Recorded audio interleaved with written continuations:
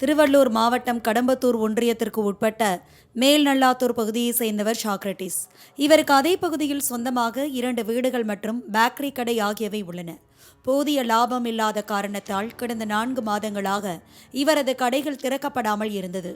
இந்நிலையில் அவரது வீடுகளுக்கு மின்வாரிய ஊழியர்கள் வந்து கணக்கெடுத்து 2 வீடுகளுக்கும் சேர்த்து 40,000 ரூபாய் ஆனதாக தெரிவித்துள்ளனர். இதனால் அதிர்ந்து போன சாக்ரட்டிஸ் ரீடிங் எடுப்பதில் அதிகாரிகள் கவனிக்க மறந்து விட்டார்களோ என எண்ணினார்.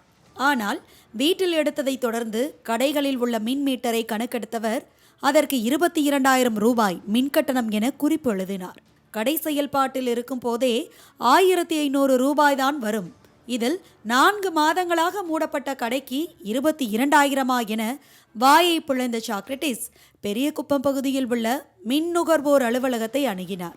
அங்கு பணியில் இருந்த மின்வாரிய உதவி இயக்குனர் குமார் மற்றும் இணை இயக்குனர் ரமேஷிடம் கேட்டபோது முன்னுக்கு பின் முரடான பதிலே கிடைத்துள்ளது.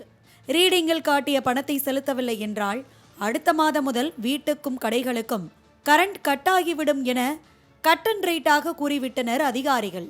இதனையடுத்து தன்னிடமிருந்த முக்கிய ஆவணங்கள், ஏற்கனவே கட்டணம் செலுத்திய ரசீது போன்றவற்றை அதிகாரிகளிடம் காட்டிய சாக்ரட்டிஸ் மின்வாரியத்தில் நடந்த தவறுகளை புட்டு வைத்தார். வீடு வீடாக ரீடிங் எடுக்க வரும் மின்வாரிய ஊழியர்கள் ஒரு சில வீடுகளில் குறைவாக மதிப்பீடு செய்து அதற்கான லஞ்ச பணத்தை வாங்கிக் கொள்வதாகவும், சில வீடுகளில் அதிகமாக மதிப்பீடு செய்து ஈடுகட்டிக் கொள்வதுமாகவும் குற்றம் சாட்டப்படுகிறது.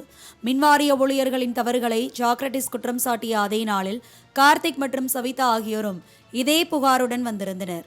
அவர்களில் சகிதா என்பவரது ஓலை குடிசை சில மாதங்களுக்கு முன்பு இடிந்து விட்டதாக கூறப்படுகிறது. தற்போது அந்த இடிந்த குடிசைக்கு கடந்த வருடம் 2 மாத கட்டணத்தை செலுத்தாமல் நிலுவையில் வைத்துள்ளார் சவிதா. அப்போது அந்த 2 மாத தவணை வட்டி போட்டு 6,000 ரூபாய் கட்டியாக வேண்டும் என அவர்களுக்கு ஓலை வந்துள்ளது.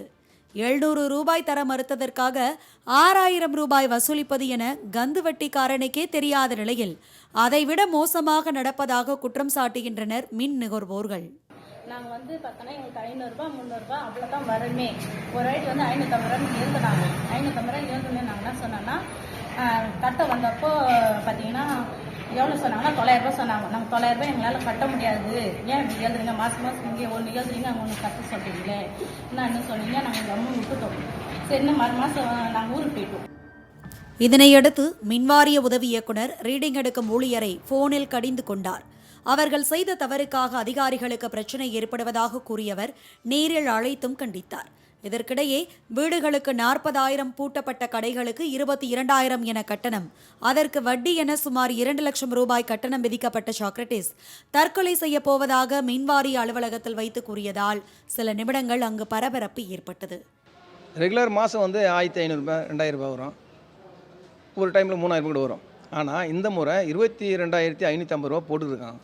என்ன கேட்டால் அது வந்து பெனால்ட்டி போட்டு வச்சுக்கிறேன், அந்த பெனால்ட்டி நான் எப்படின்னு தெரியல சொல்லுங்கன்னா சொல்ல முடியாதுன்றப்பல.